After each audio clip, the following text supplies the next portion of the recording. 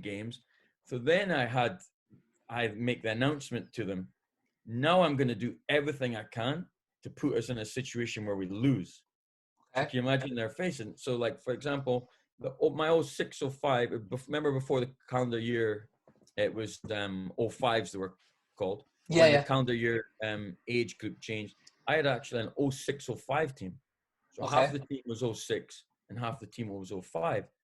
They played 04 MPL. Mm-hmm. Some of the guys are playing 2 years up, which is not common. You know, there's been some coaches locally who've built teams to play 1 year up. Yeah. But these half of the team was playing 2 years up. And I had to tell the parents, like, almost forget about winning now. Yeah. I'm going to try and develop your kid, like, push him to the next level by, we're going to get beat. We might finish mid-table, you know. You talk about balancing results, like, all comes down to the parents. I don't think there's necessarily pressure in us from the club. I think it's more like, I think the biggest pressure we get is more business. Like, I don't know many clubs that would sack a coach because he didn't win the league or didn't win state cup. Or I think it's more like player retention and then being able to build age groups, you know. Now, some people can do it with style of play and their individual development. You can't do that. But yeah, winning's the easiest way, right? Yeah. But then the key to it is parent education. But the problem is, Josh, is youth football and any football is so subjective. I went and met with a parent for lunch at the Britannia Arms. Really good guy. I coached 2 of his kids. And he was talking to me about, like, oh, you need a handbook for parents. Okay. And I said, it's impossible because you would need like 3 different handbooks. You would need one handbook that describes clubs. And I don't want to name names today, but you could say this club is mostly focused on possession. This one is very competitive. This one, you know, so you need a handbook on clubs, and even then it's very general, right? Mm-hmm. Not every club, you might have a different experience based on the coach, but just without even naming clubs, me and you could probably say, okay, these 3 clubs are probably going to do this. Yeah. So you would need a handbook on coaches. You would need to say, this coach is more fitness-based. This coach is more always plays a 4-3-3. And then you would need a handbook on who are the best external experts. Okay. Like if your kid has an injury, who would you go to? Because the doctor's going to tell you to take 2 weeks off and take Advil, right? Yeah. You need to know physical therapists. Who's good at nutrition? Who's the best personal trainers? Who's the best camps? So that's something maybe me and you have a brainstorm on that. But you need 3 handbooks. It's an impossible journey for parents. Yes. Because there's so many leagues now. You think about being a dad, trying to think, okay, well, what's the development? Is there, because it's not like any other sport where you can just, it's A to B to C to, in youth soccer, you could go MPL for 2 years, get to a college and then play pro, or you could be MLS next for 3 years and then suddenly get cut at 16 and your kids quit. Yeah. It's not playing football anymore. So I think it's fascinating, like the formula for parents it's an almost impossible task. So with this parent, linking it all back to my journey as a coach, I said to them, like, 99% of kids don't have a plan for themselves. They just follow the badge. You know, they follow, okay, ECNL, Girls Academy, MLS Next. But imagine if you could have a plan for a kid from 6 to 18 based on his technical execution, his decision-making, his knowledge of team tactics, his physical parameters, you know, speed, agility. Imagine if he had a long plan. He's probably going to get to where he should be. Yeah. But problem is, how many kids do you know that bounce about from club to club and the plan changes? Yeah, loads, but probably because of what we've been saying is that it comes down to potentially the parent's view of your kid, my kid getting better is the winning, right? Which then puts pressure on the coach to kind of do that from the parents. I agree. Like, I never felt like it was ever from any of the clubs, but it was the parents' expectations to win.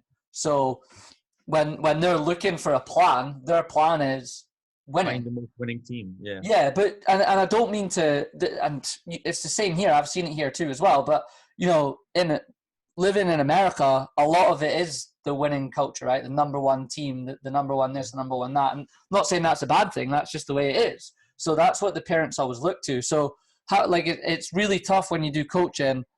And I think when, like you say, there's a lot of, I wouldn't even say money on the line actually, because I know here as well, it's the same in the youth game where, you know what it's like here. You pay £100 a year in subs. Yeah. So it's not about money, but parents still just want to win. Like, it's interesting you say the handbook things. I think that you're right on that, right? Because it's all so subjective and so different to every club, every coach, every kid. So how do you, like, how do you as a parent then, like, how do you try and navigate that, do you think? Like, what are the little things you should look for as a parent to help navigate that? Because, like you say, there isn't a handbook to tell you what to do. Yeah, no, it's really interesting.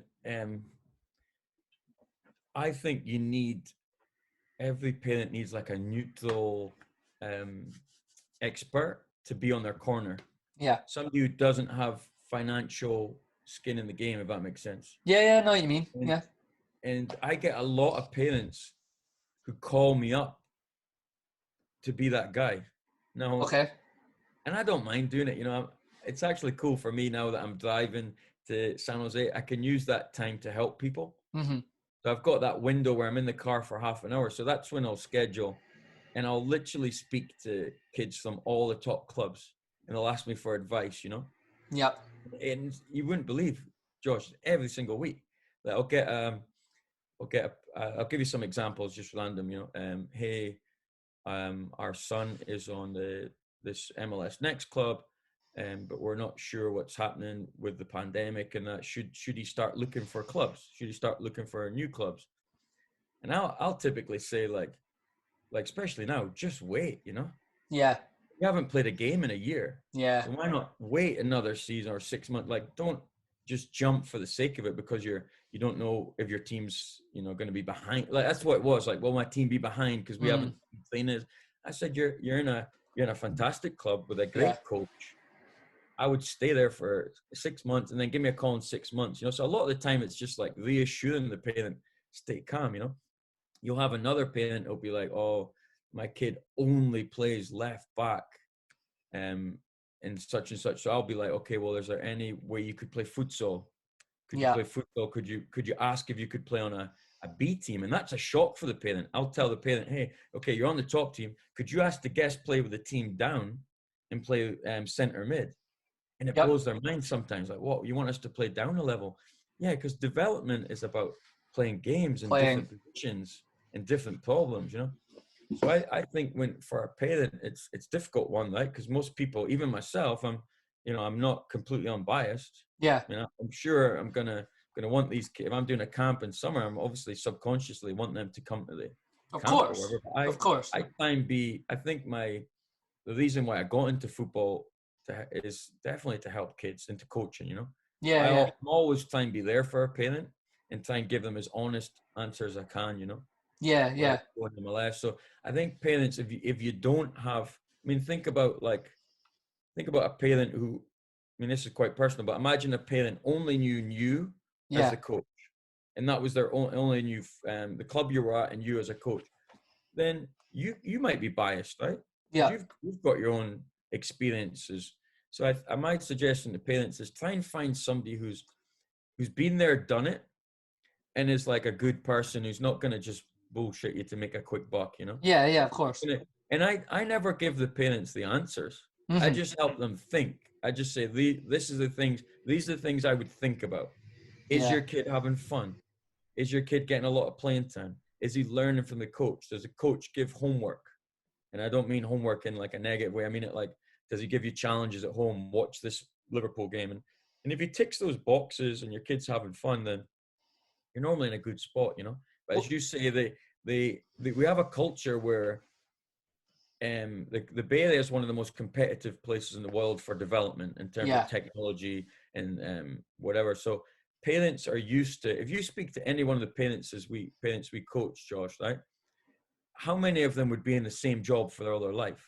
Yeah. Almost, maybe 10%, 20%. Yeah. They're always trying to get a pay rise. They're always trying to get more stock or sell their company. So we live in a culture where that's the norm for them.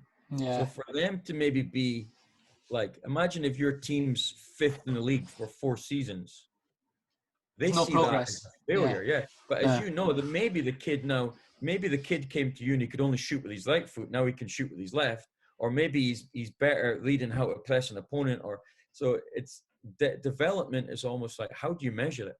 How do you Yeah. measure individual development? And that's the thing I've always been trying to crack, and always trying to make.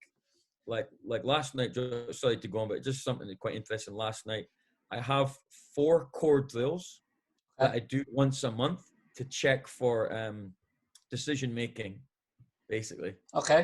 and positional understanding. So I've got these 4 drills, and I feel that that could be out through the whole club.